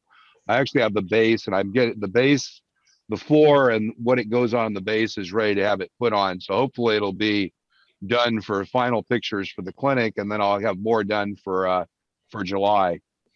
But what they did was they did a build of a Blair Line general store. And I decided I didn't want to build it as a general store because I wanted to use it on the layout in Alameda, or in at Alameda County in Pleasanton at the fairgrounds. It was going to be located about 4.5, 5 feet, 4 feet away from the front aisle. So it's kind of that mid-level viewing. So I decided to do it as an Army Navy surplus store. So it's kind of interesting. There's the interior is actually a photo interior, and all the signs were done on photo print. And I kind of like these. You can see through them. There are 3 8030 LEDs under the roof and 2 on the inside illuminating things. The interior I kind of thought was nice. There's a little 3D printed display case there with a couple of people standing in the interior. When you move it, it gives you kind of that view of things moving. This is kind of I put it on one of the modules, just take some pictures of it. And anyway, kind of what it looks like. The other thing I was doing, this is the one I didn't finish, was Bar Mills has this thing called a one kit. And I decided to do the commercial hotel in Boulder Creek, what became the Alpine Inn. And so this is kind of where I'm at with it. I kind of taped all the parts together and put the roof and the banisters on. And this is kind of a picture of the side of the building. You kind of see all the interiors are all done and the bracing, and then got the other pieces. But I just ran out of time to get it finished and painted and put together. So that's going to probably become an August project. So. No, what kind of 3D printer do you use for these projects? Do you use a resin printer or a? No, it's just an Ender. It's an Ender Pro. Same thing Fran uses. Okay. And yeah, I bought it. It was, with the first spool of filament, it was $212 delivered. It's a pretty good deal. It's a very good deal. I'm actually, I don't have them here, but I'm actually printing sliding doors. So actually printing a frame with basically a rod in it, and then the sliding doors slide on it. Yeah, and you can doing hinges on the side. You can do some really pretty interesting things. I should go grab those and show them to you, but they're actually, so the interesting thing was that building I built as the surplus Army Navy surplus floor. I was trying to think, if you had a building like that was built in the 20s or the 30s and it survived to modern times, what would it be used for? Right, it's not going to be a general store anymore, right? The 7-Eleven down the road killed that, or the Kroger's or the Safeway or whatever. It's going to become something else. So my first thought actually was not an Army surplus store. It actually was a store that was going to incorporate this sign right out in the front. You see that sign? So if you saw that sign on the front of a store, what kind of a store would it be? You obviously haven't done any narrow gauge railroading in Colorado if you don't know. Bob needs to mute his connection. He's grabbing the screen. Sorry. Oh, I'm sorry. And let me turn off my virtual background so you can actually see. Because like I said, I decided not to do this, but it was, it's kind of interesting to see. Here, we've actually got 2 spotlights going. That's the problem. So anyway, if you saw that sign on the front of a building, painted green in Colorado, yeah, it would be a dispensary, but it was a very specific kind of dispensary. Juana.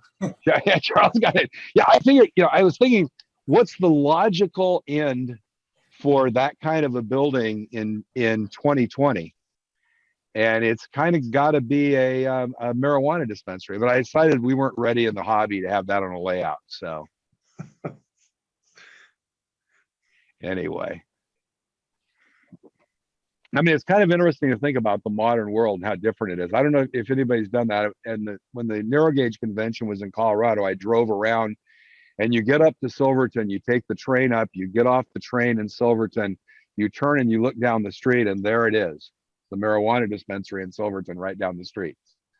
I think I took a picture of it. I got it somewhere, but it was oh well.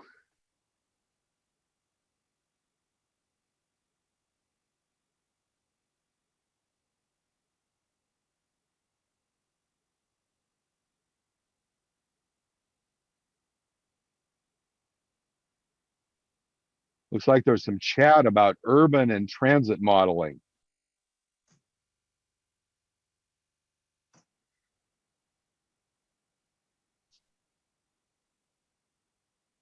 Another area of the hobby.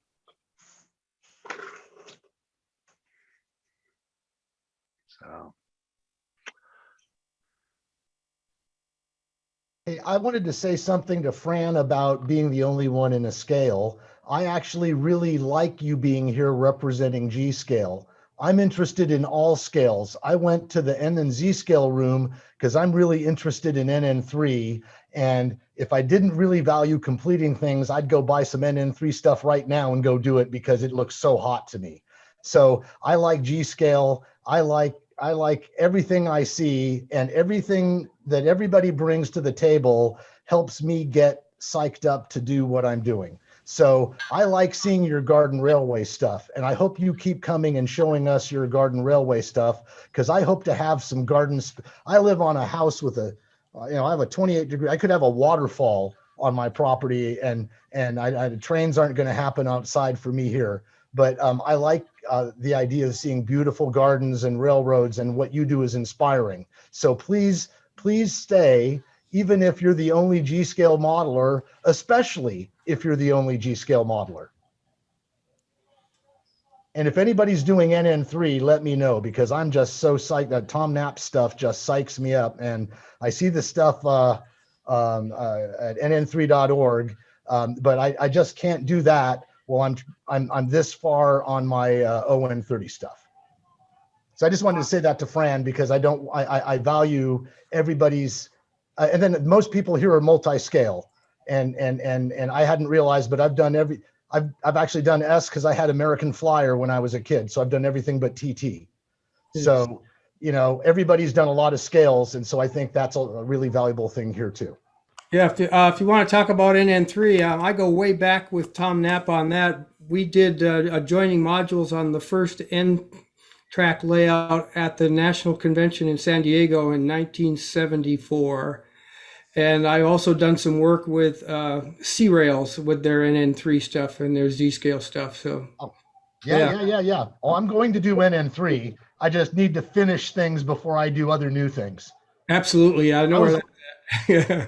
I was actually thinking of doing a module in NN3 of Occidental to be the, so I could be like more full to scale, so I can deal with one of the things Tom Knapp does. He did a San Luis Obispo yard that was to scale. And right. I thought that's a stunning concept that you can do in NN3 that just doesn't work in O. Right. Yeah. And he did the Port Hartford pier also there down there on Pacific Coast, which is really good. My concentration focus on the NN3 was Hawaii sugar mill. Oh. Yeah. I like those. I've been on those. Mm-hmm. And Tom's back over there now, living on Kauai, and he goes over to the sugar mill there and plays trains on the 2'6" gauge. Well, we see the square foot modules coming out of Tom, right? And for me, they would be square yard modules. Yeah. Yes. Right.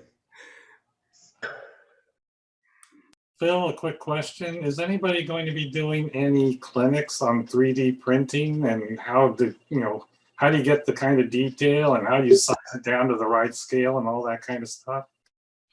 I don't know if there's a clinic on that, but so one of the things we were going to do was have we did this at the SPC and we'll do it again in July, is have what we called the cool tools room.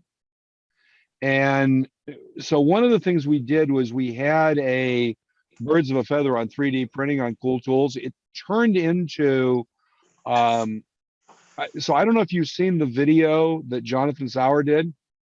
If you haven't seen that, it's on our YouTube site. So if you go to YouTube and you just put in Coast NMRA, you'll get to our YouTube page, our YouTube site, whatever you want to call it. If you look in there, there's Jonathan Sauer did a clinic about, maybe 6, 8 months ago, where he came in and talked about 3D printing. He has both a filament printer and a resin printer, and he talked about the differences in that. He was going to do one, and it turned out most of the people, or he was going to do a birds of a feather in Fresno or at this SPC.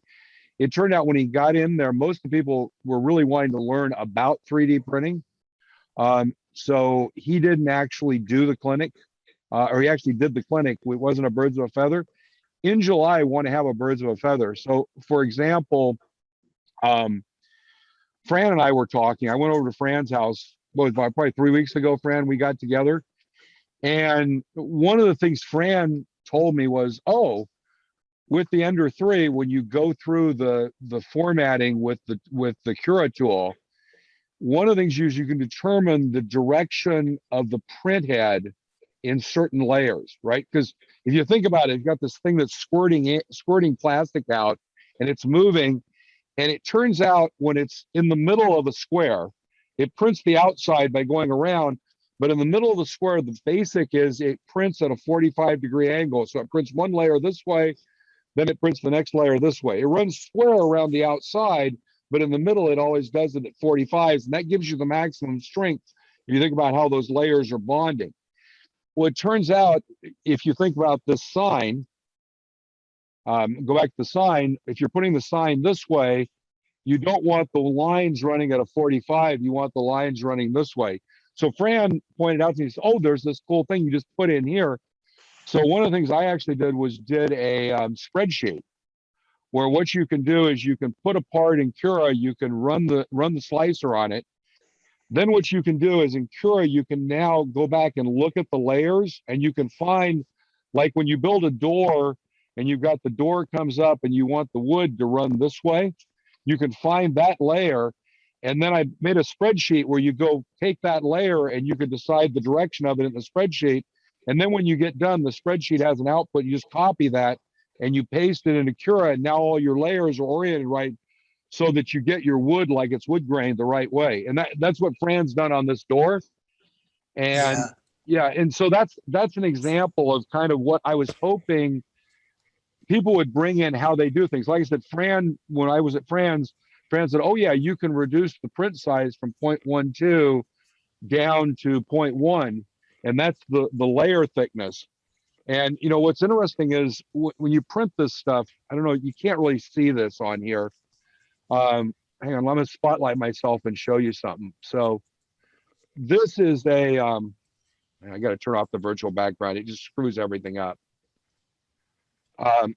So this is actually a first version of a wood brace for a floor, and it's going to get painted and it'll look like wood when it's done. It was printed flat down like this on the print bed. So what happens is when you look at the side of the wood, which is a lot of times what you see, it actually has all the layers. Now, you can't see it with this camera, but because the layers are printed fairly close together, it actually looks like wood graining. And so one of the things that Fran pointed out, you can actually control that as well. So I think that's the thing, is we're gonna have some birds of a feather sessions, and that's a good opportunity to come in and get those hints about, what can you do to make things better, how you orient stuff. And like I said, Fran has a lot of knowledge there. It's just getting it out of his head. So we're gonna get him in the birds of a feather. We're just gonna pop him around so it pops out of his head.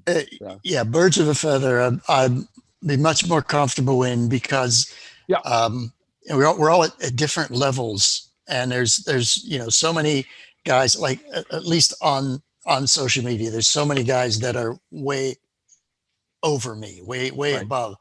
And if I, putting together a clinic or something, I know there's gonna be one or two of them sitting there questioning every move I make. There's 100 ways to do model railroading.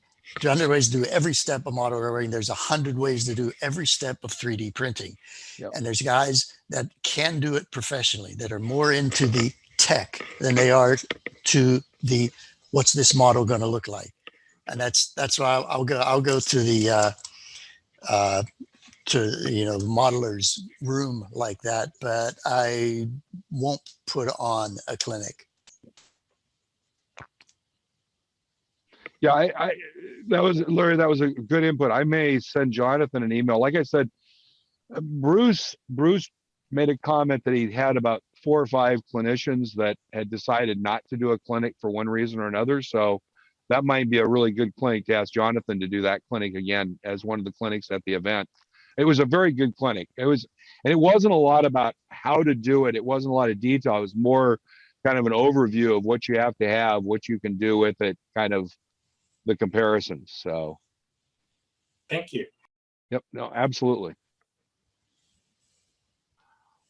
Well, I tell you, I think we've kind of reached the time where the pauses are getting longer and the comments are getting shorter, which is probably an indication we've reached the time of the day. So any kind of closing comments?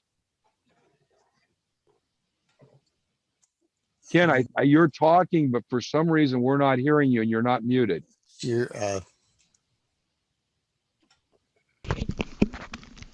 There we go. My mic was up. Just one last comment about 3D printing. I found a very interesting Facebook group, 3D Printing for Model Railroading, that has all sorts of levels and people, and it'll even publish STL files. I found a file of some guy, a guy published a file just recently for building whaleback tenders, whatever scale you want to print it in. But anyway, they were MM2 whaleback tenders. So, yeah, it's sometimes you can find stuff on the internet that you really handy. Yeah, if you use Facebook, there's that one, 3D printing for model railroading, and there's another one that's just parallels it, 3D printing for model trains.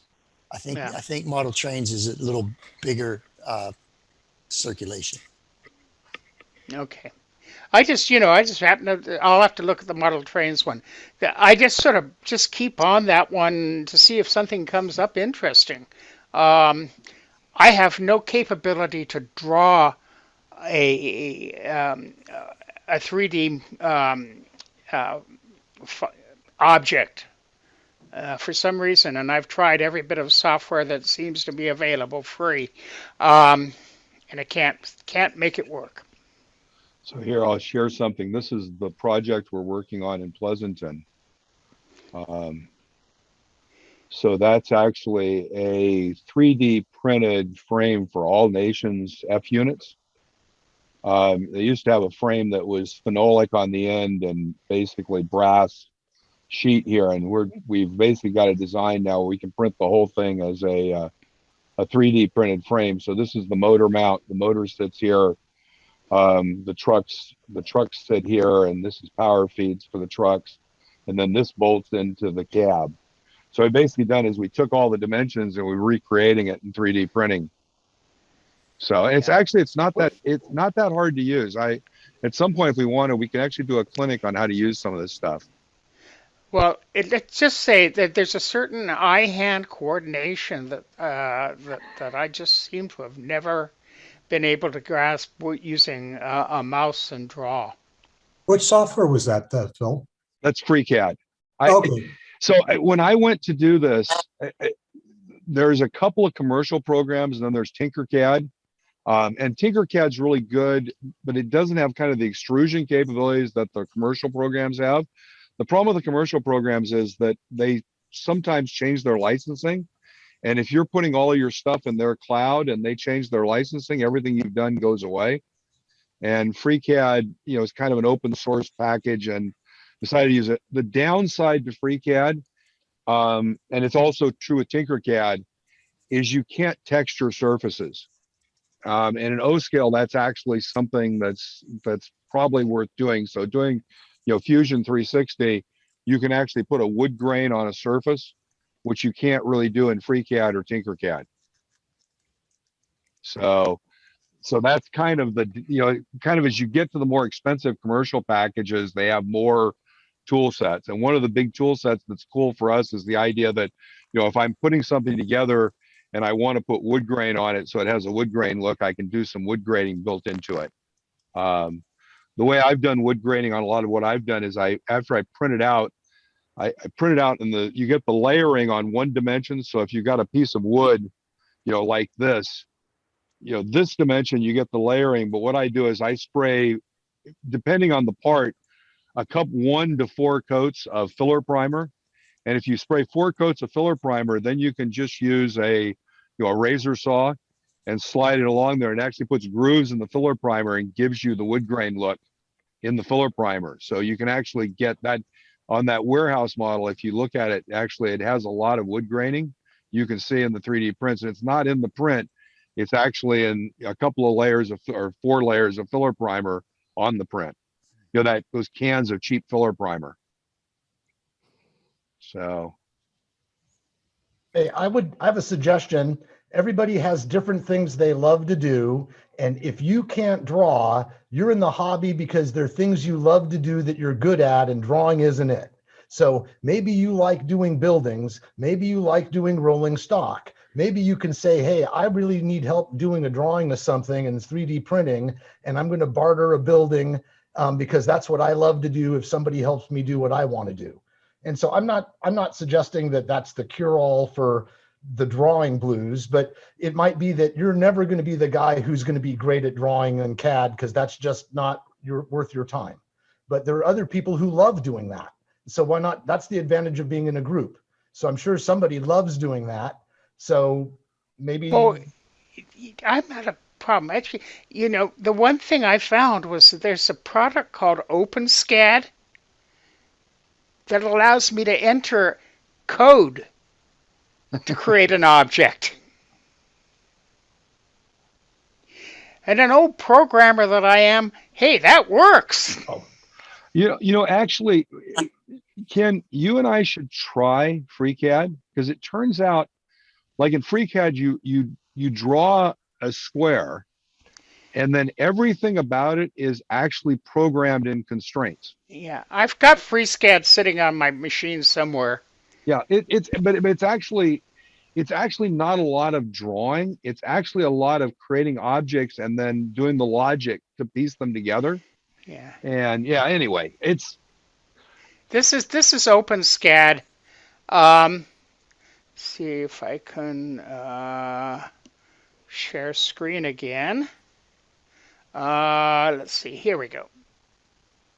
This is OpenSCAD. You'll notice over here on the left, there's an actually coding language.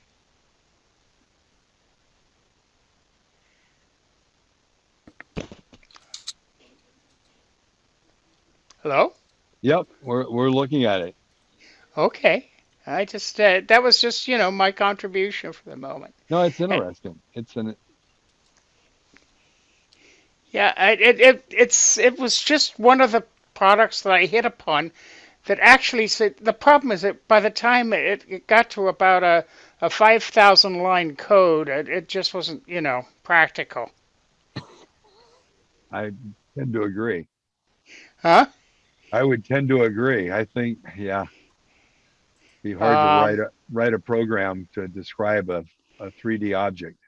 Yeah, but it was an interesting approach that that seemed to have a little help for me. Cool. Yeah, oh, and the other thing is can't remember what their export formats were. They did export to an STL. Yeah, STLs. That seems to be the most common file format I'm seeing now. Yeah, that's the one that imports to things like Curo, which is the slicer. Yeah. That slices everything. So Well, here I'm hijacking the meeting to talk about my special stuff. So that's okay. It's somebody else may want it as well. You know, it's the mouse shy. So well, cool. Well, I think almost reaching 11 o'clock. That was good. We had a good meeting, good discussion. Um, by the way, for those of you that are on the on our future events committee, I'll probably shoot to have a meeting in the next week and a half or so we can get together and go through that. And I think I think we'll probably very quickly figure out what we want to drive towards. So, by the way, the last thing, since Seth is here, um, we don't have the documentation done yet, but one of the things we're going to do at the convention is we have two, we're going to have two breakout rooms that are going to be assigned to vendors. And what we're offering the vendors is an opportunity to basically reserve a breakout room for as a vendor event, either at lunch or dinner one of the days, if they buy 5 tickets. Right. And the idea for the vendor is you use 2 tickets to come to the convention and meet with people and go to your breakout room. But then you have 3 tickets you can give away. Or if you're a vendor, you can put on your website that anybody who buys a product between now and July 1st will put in a drawing to get a free ticket to the NMRA convention. So if you know any vendors who would be interested in, it's a great opportunity to meet with modelers, talk to modelers, come in and see them. If you know any vendors who'd like to participate, have them contact Seth or I, and because we're going to start signing some folks up, try to sign some folks up too. Our goal is to get 20 vendors to come in and sponsor one of those 2 days, which, by the way, if you go through the math, means 100 registrations. So 100 more people will come to the convention because of that as well. So if you know anyone as a vendor that you're friends with, tell them it's a great opportunity and have them contact Seth or myself. Start getting the word out. We're just starting now. So. Hey, by the way, are you guys doing manuals for those of us that are volunteers, like are going to help with the convention? Absolutely. We're going to do some training videos and some manuals. Quite frankly, what's happened is this has become a what I'll call a critical path sequential process. The critical path right now is getting all the clinic videos recorded. Because all the clinic videos have to be recorded, then they all have to be edited, and we have to create all the blocks for the conference. So basically, we're trying to get all those recorded by June 1st. Quite frankly, when those are done, the editing and that is going to be done by John over at TSG. So the rest of the committee, I think, then we're going to start focusing on training materials, and it's training materials for the volunteers. It's training materials for the attendees. How do you deal with, there are things that are different, and make sure people know how to do, and simple things, by the way.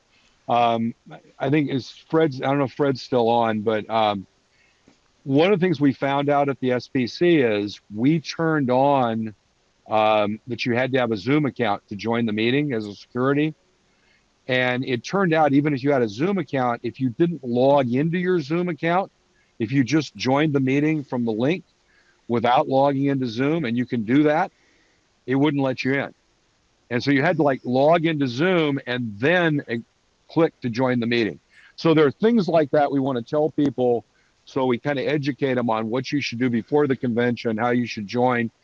And then once you get to the convention, how you move around, how you go to different things, show everybody how to do that. So, yeah. And by the way, most of it will be done in really short videos. They're going to be like, a 2-minute video you watch that shows you this is what the screen looks like. When you're in the clinic and you want to ask a question, click on questions and ask your question there. If you want to comment, do it in chat. Questions to the clinician or any questions, chat to everyone else that's watching is in chat. So things like that. Remember, you have to keep the instructions at the level of building a blue box kit. No, Bill, you're absolutely right. Bill, I had to leave the meeting for a phone call for a long time. But getting back to your future events committee meeting, Yes.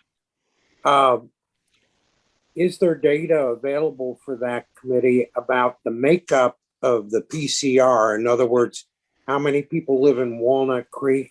How many live in Alameda? How many live? That should maybe enter into your considerations in some way or another, profiling and also scales.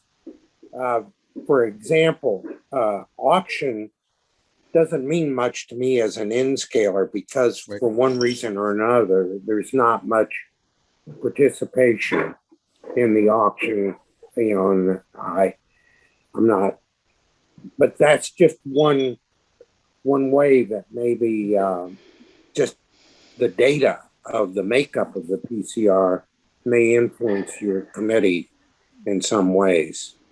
Yeah, actually, so I was talking to Chris Palermo, and Chris told me he did that about a year and a half ago, and our membership hasn't changed that much. He said basically we have three membership blocks. There's basically the East Bay, there's the Peninsula, and there's the South Bay. That's where most of our members are, in those three areas.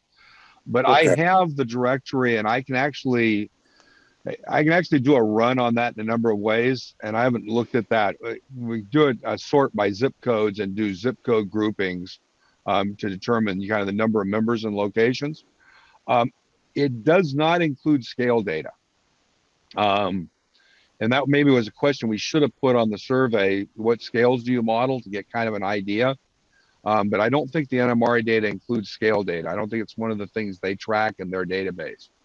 But that is a good point again about the auction, that the attractiveness of the auction may be directly dependent upon your scale you're in.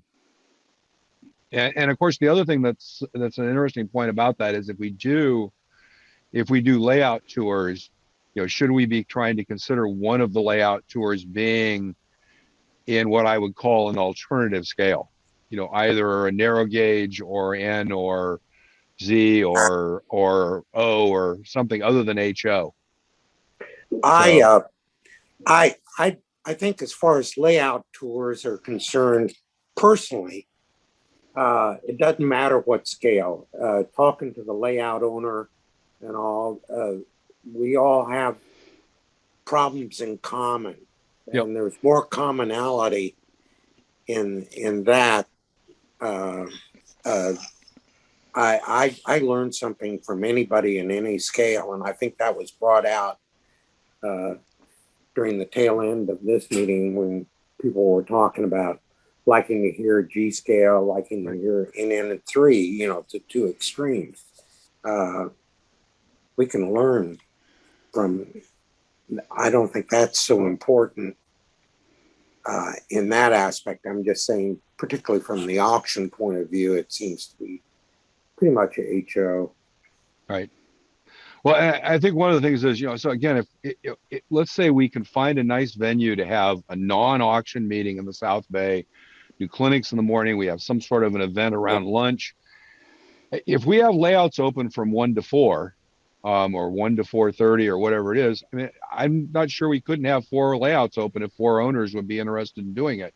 And then maybe we have, you know, maybe what we do is we say our goal is to have, you know, a couple of HO layouts, maybe one doing operations as a simulation, and then have maybe a narrow gauge layout and a small scale layout. So you kind of bet a bit of choice, and you know, maybe you don't go to all four, maybe you only go to 3, some people, but we've got kind of some options. We have so many layouts in our division, you know, and it's just so sad. I mean, here's the interesting thing. I've been a member of this Coast Division since 2019. I have not seen one layout because of that. Well, the choice of timing is a little impact there. I know, but if we hadn't had a PCR convention, I wouldn't have seen it then, right? So it's, yeah. I mean, if you joined as a Coast Division member right after the PCR convention, the way we've been running it, you wouldn't see a layout tour for 3.5 years. I mean, that because the only time we do layout tours as the MRA is part of the convention. And current, and so that's one of the questions, you know, we've got all these great layouts. By the way, I think it's our greatest recruiting tool to recruit new members. I think being able to go, by the way, what once we agree what we're going to do as events, the next thing we're going to talk about is how we market and publicize ourselves.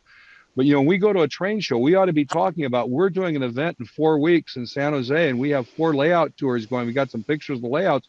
If you come, you know, here's a golden ticket. You can come join us this time. But if you're a member, this is the kind of things you get to do. I mean, that's what we want to sell people. I don't know. I'm pretty excited that we have so much great modeling here, and we're just not exposing it to our members, either as clinics or as layout tours. And it's really sad. You might want to also remember that you should include clubs in layout tours. Clubs, absolutely too. A club, you know, and again, if we get out of being in one little area, then you come to an area, and if you come to an area a couple of years, you know, then you can do it. You know, if I haven't done my layout tour for 2 years, then it's an opportunity to see how much it's been updated if I come back.